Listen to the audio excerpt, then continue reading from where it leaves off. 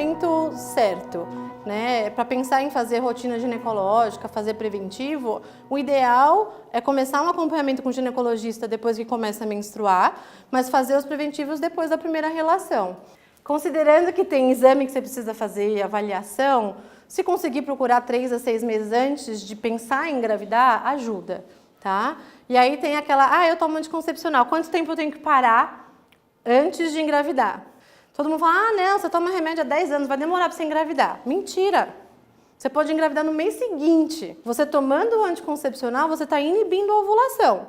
Você deixa de tomar o anticoncepcional, a ovulação ela volta ao normal. Então não é incomum, você assim, não, eu queria engravidar mais pro final do ano, parei de tomar o remédio mês passado, tô grávida. Tá? Essa questão de tempo é muito relativo. Então parou de tomar o remédio, vamos ver como é que fica seu ciclo, vamos fazendo os exames, vamos fazendo a avaliação. Não vai contar com a sorte de, não vou engravidar não, só daqui a 6 meses. Mentira, engravida antes.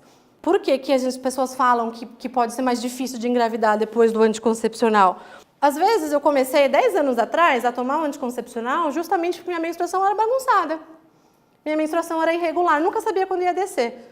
Aí eu tomei o anticoncepcional porque regula. Aí eu passei 10 anos com a menstruação maravilhosa. Parei de tomar, o que vai acontecer? Vai voltar a ficar uma bagunça. Então eu já tinha um problema hormonal lá atrás que hoje vai voltar a existir e que vai dificultar a minha gravidez. Tá? Então essa avaliação também é importante.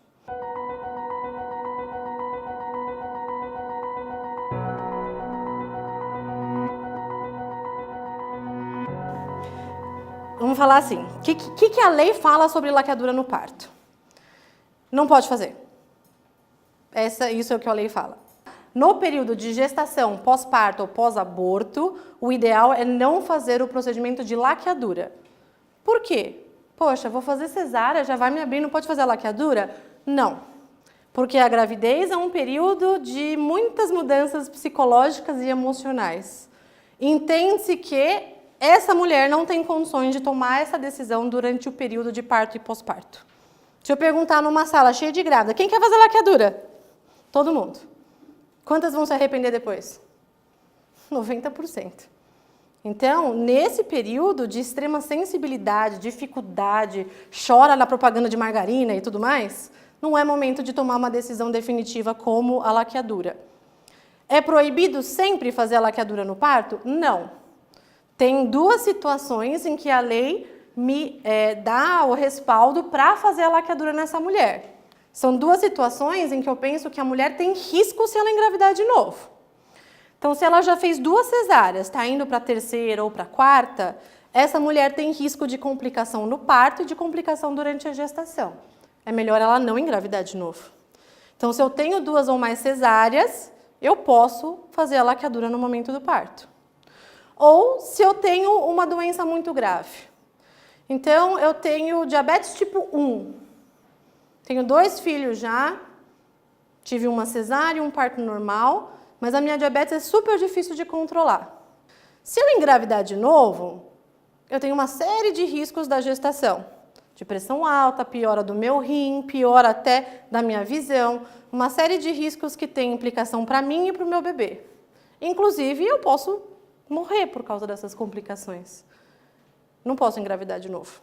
Então, essa é a segunda autorização da lei. Doença materna grave que coloque a mãe ou o bebê em risco numa futura gestação. Nessas 2 situações, nós conseguimos autorizar a laqueadura no parto. Tá? Das outras, não. Por causa dessa questão emocional. E a lei também fala claramente que eu não posso fazer uma cesárea em você só para fazer laqueadura. Se você tem 5 partos normais, vou fazer uma laqueadura. Eu não posso fazer uma cesárea sem indicação. Tá? Isso é das partes da lei que fala até que é crime, que tem X anos de prisão, tudo, e os médicos não gostam muito de ser presos. Então, a gente respeita direitinho essas leis e essas regras para fazer o planejamento familiar.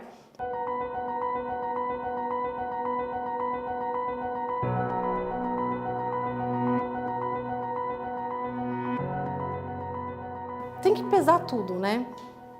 Pela lei, eu posso fazer a laqueadura ou vasectomia se eu tiver mais de 25 anos, mesmo não tendo filho. Por quê? Às vezes eu tenho alguma doença, às vezes eu tenho algum problema grave, eu tenho uma doença genética que pode transmitir para os meus filhos, tudo isso a gente tem que considerar. Mas, não sei, se chegar um moço de 26 anos e falar, eu quero fazer vasectomia, por quê? Porque eu quero. Eu não fico confortável, mas por lei ele pode. Então, pela lei, ele tem esse direito e nós temos a obrigação de fazer todo o planejamento familiar e liberá-lo para fazer o procedimento se for o desejo dele. Mas o urologista vai desaconselhar. Porque com 26 anos, você não sabe se com 35 você vai querer ter filho. Né? Com 26 anos, não quero de jeito nenhum. Mas aí você vai conhecer o amor da sua vida, né? Vai ter um castelinho lá lindo, maravilhoso, e vai querer ter filho e não vai poder. E outra, uma pessoa muito jovem que faz uma vasectomia, vai usar preservativo? Com certeza não. Né? Então, tem toda a questão das DSTs que a gente tem que tomar cuidado. Tá? Mas vai muito de uma avaliação individual. Nós já autorizamos laqueadura numa mulher que estava grávida pela primeira vez. Porque ela tinha uma doença grave com sequela. Essa única gravidez já foi uma loucura. E uma próxima, não sei se ela ia sair bem.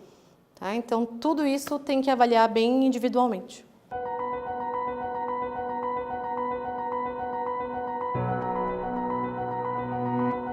Existe algum exame mágico que vai falar se eu posso ou não posso engravidar? Não. Tá? Não existe nenhum exame mágico que a gente vai fazer de rotina para ver, olha, você consegue, você pode engravidar tranquila. O poder engravidar, todo mundo pode. Se eu tenho uma menstruação regular, todo mês eu estou ovulando. Se eu estou ovulando, eu consigo engravidar. Então, a gente investiga nos casos que eu não tenho essa situação. Menstruar a cada 3 meses, todo mês eu acho que eu estou grávida porque não desce, aí eu vou ver toda a parte hormonal, ver se tem ovário policístico, fazer uma investigação à parte. Agora, um exame específico que se fala, olha, tá joia, você pode engravidar agora se você quiser. Não tem. Tá? É rotina para a gente ver se existe alguma impossibilidade, mas todo mundo consegue engravidar. A infertilidade é a exceção, não é a regra.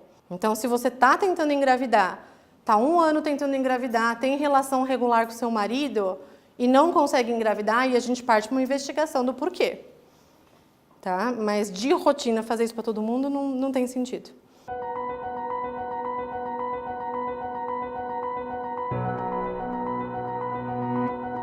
O DIU de cobre não tem hormônio, o DIU Mirena tem hormônio, tá?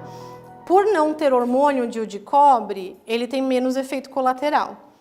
Então, para mulheres que incham muito com anticoncepcional, que não se adaptam por qualquer motivo ao anticoncepcional, ele é um bom método por ser livre de hormônios. O DIU de cobre, ele causa uma reação inflamatória e ele impede a gravidez por causa disso, e ele tem duração de 10 anos. Então, são 10 anos, principalmente no pós-parto, é um momento muito legal na gente pensar em colocar. Porque aí você tem 10 anos aí que você pode pensar no que você vai fazer. E o DIU Mirena, como ele tem hormônio, ele tem efeitos colaterais. Pode causar, por exemplo, alterações de humor, mais para depressão. Tem muita mulher que fica com a libido mais baixa, sem desejo sexual. Pode acontecer um pouco de inchaço, principalmente nas pernas. Acne, principalmente, pelo tipo de hormônio que ele tem. Não é incomum a mulher depois procurar a gente para tirar o DIU, porque ficou com muita espinha e isso incomoda bastante. Então, ele tem ótimas indicações, mas eu sempre tenho que olhar quais são as complicações e se eu quero realmente tentar esse método ou não. Uma coisa que é muito comum é o sangramento ficar irregular. Então, você coloca o DIU e o DIU Mirena, para quem não sabe, na maioria das vezes ele suspende a menstruação. Então, 80% das mulheres que colocam DIU Mirena não menstruam mais. Aí você pensa, puxa, essa ideia é interessante, ficar sem menstruar parece algo bem confortável. Mas, uma grande maioria tem um sangramento irregular, que é aquela borrinha de café, aquele sangramento de escape. Esse sangramento é imprevisível e eu não consigo controlar. Então, acaba dificultando muito o dia a dia, porque eu sempre tenho que usar um protetor ou um absorvente, e prejudica muitas vezes até a vida sexual dessa mulher. Então, muitas procuram para tirar também por causa disso.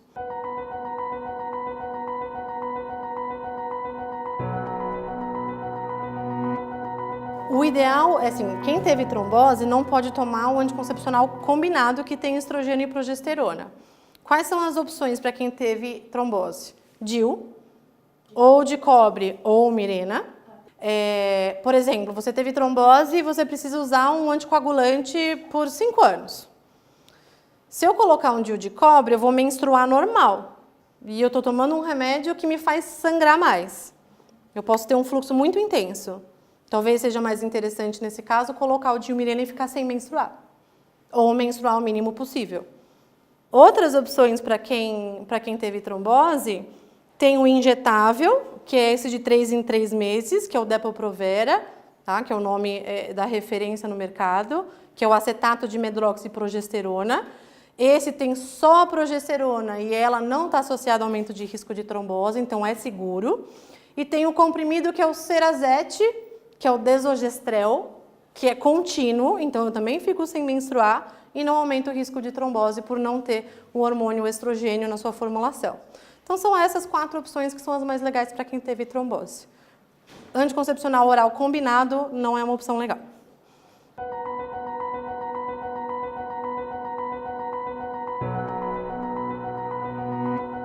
É uma vitamina importante para o nosso organismo também, mas o uso dele na gestação, o foco é o bebê.